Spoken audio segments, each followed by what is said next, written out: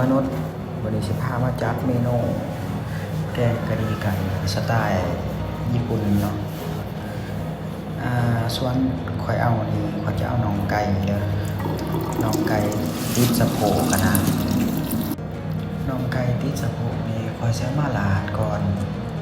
ข่อยจะลาดเพื่อให้มันเด้งนะลาดสิ้นเหลืองจักหน่อยเพื่อให้มันเด้ง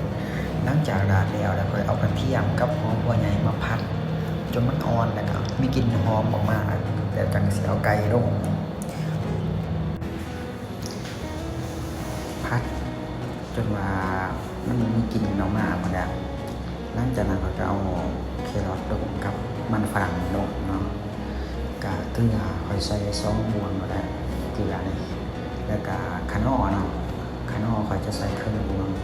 แล้วก็พริกไทยขาวเราจะใส่น้ำพริกไทยขาวคนหลังจากนั้นคนคลุกเข้าให้มันเข้ากันแล้วค่อยจะเอาน้ำเติมลงไปซะมันถ่ว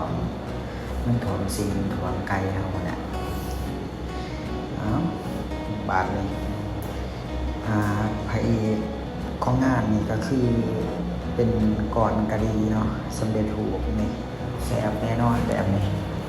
เมนูเปลืองเขาก็จะใส่ซีก่อนนะค่อยบี้ออกเป็นซีก่อนนะหลังจากที่ว่าแล้วนอกจากเตรียมใส่จานเราได้นี่ซีรสชาติกาวาไหลจวดเด้อ